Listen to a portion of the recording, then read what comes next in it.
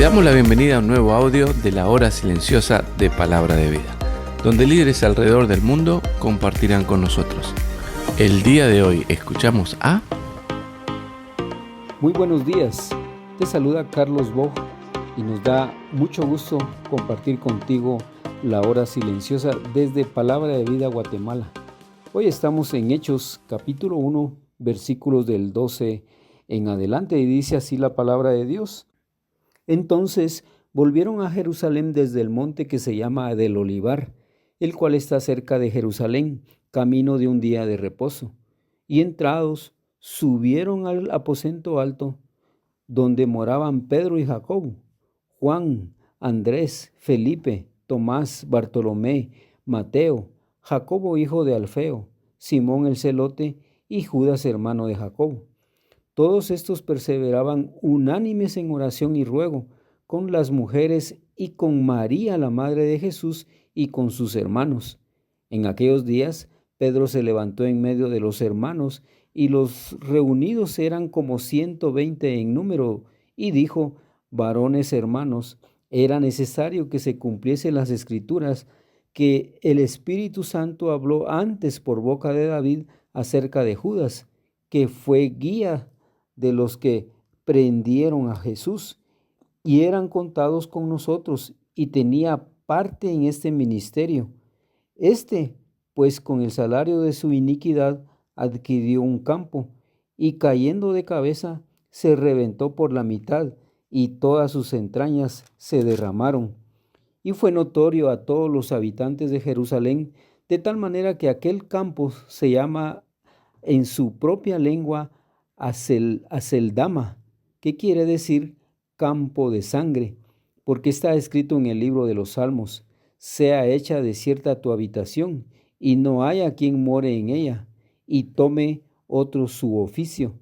Es necesario, pues, que de estos hombres que han estado junto con nosotros todo el tiempo que el Señor Jesús estaba y entraba y salía entre nosotros, comenzando desde el bautismo de Juan hasta el día en que de entre nosotros fue recibido arriba, uno sea hecho testigo con nosotros de su resurrección. Y señalaron a dos: a José, llamado Barsabás, y que tenía por sobrenombre Justo, y a Matías, y orando dijeron: tú, Señor, que conoces los corazones de todos, muestra cuál de estos dos has escogido, para que tome la parte de este ministerio y apostolado, de que cayó Judas por transgresión para irse a su propio lugar. Y les echaron suertes, y la suerte cayó sobre Matías, y fue contado con los 11 apóstoles. Los apóstoles estaban en el monte de Olivar, dice la palabra de Dios, que queda más o menos a 800 metros al oriente de Jerusalén. Volvieron a Jerusalén obedientes a la orden del Señor justo antes de su partida. Este era el único tipo de viaje permitido en un día de reposo. Al volver a Jerusalén, los apóstoles se reunieron en un aposento alto, porque era común que los grupos grandes ocuparan los pisos de arriba, que eran más grandes. La oración del verso 14, todos unánimes perseveraban en oración, puede haber sido una petición específica de la promesa que se menciona en el versículo 4. Pero a partir del día de Pentecostés, ya no es necesario que los creyentes oren pidiendo el Espíritu Santo. Nota que este verso, el verso 14, incluye en el grupo de apóstoles que oraba a María, la madre de Jesús, y sus hermanos, es decir, Santiago y Judas. Es evidente que la resurrección del Señor dirigió a sus hermanos a la conversión, porque en Juan 7:5 dice: ni aun sus hermanos creían en él. Después de encontrarse con el Jesús resucitado, se convirtieron en verdaderos seguidores de Jesús. Pedro, poniéndose de pie, tomó un rol de liderazgo natural dentro del grupo de apóstoles. Él se levantó en medio de unos 120 discípulos que estaban reunidos en Jerusalén. La alusión de Pedro al Antiguo Testamento en el versículo 16, donde dice: era necesario que se cumpliesen las Escrituras acerca de Judas, muestra el alto concepto que tenía de las Escrituras. Observa la frase: era necesario. Esta denota sabiduría en Pedro, algo que no vimos en él antes. Además, es la primera vez que Pedro cita las Escrituras. Los salmos habían sido inspirados por el Espíritu Santo hablando por boca de David. Pedro dijo que David profetizó acerca de Judas, pero ¿cuándo habló David de Judas Iscariote? En verdad no se refirió a él directamente o por nombre. En los salmos el Mesías se promete como el rey ideal, como el rey perfecto.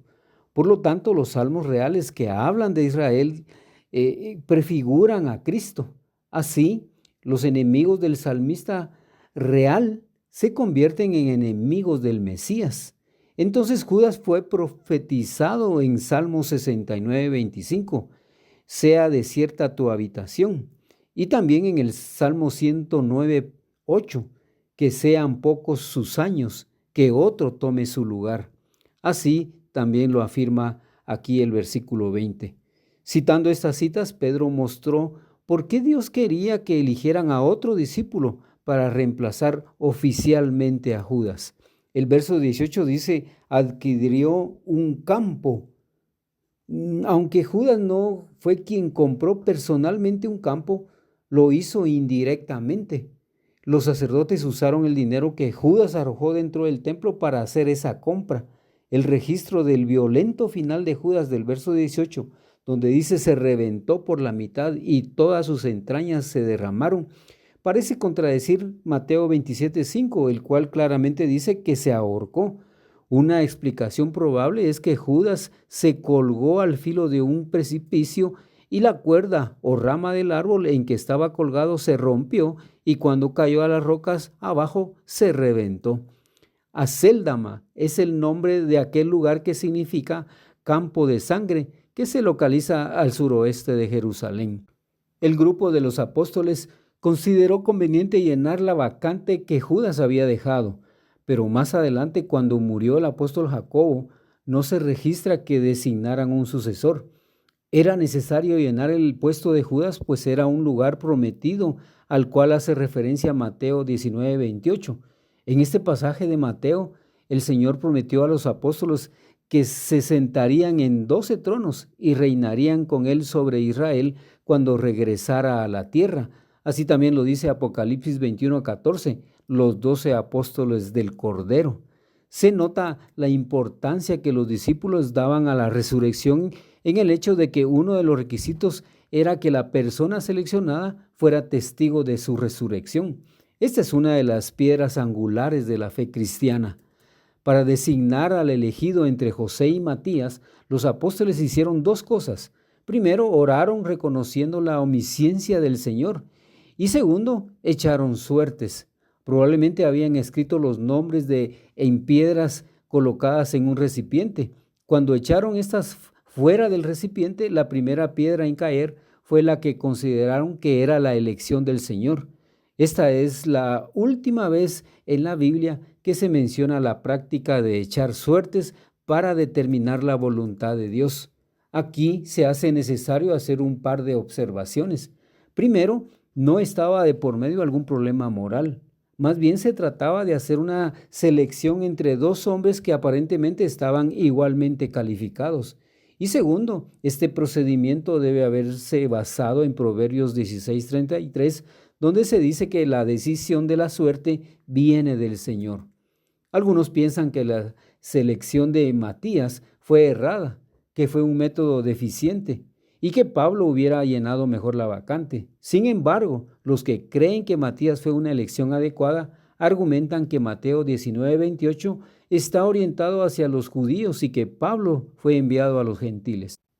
Además, Lucas, el amigo y compañero de Pablo, reconoció a los 12 como grupo oficial. También en Hechos jamás se censuró esta elección.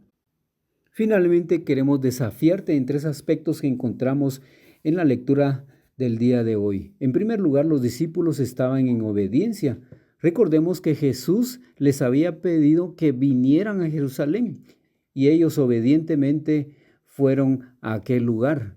En segundo lugar, estaban en comunión, estaban en armonía y convivencia. Y en tercer lugar, estaban unánimes en oración. Qué importante es que a la hora de tomar decisiones, tomemos en cuenta estos aspectos: obediencia, comunión y oración. Aplica estos principios y la palabra de Dios cumplirá sus propósitos en tu vida. Bendiciones. Gracias por escucharnos. Recuerda que este audio no reemplaza tu tiempo a solas con Dios. Te animamos a que escribas tus aplicaciones personales. Hasta mañana.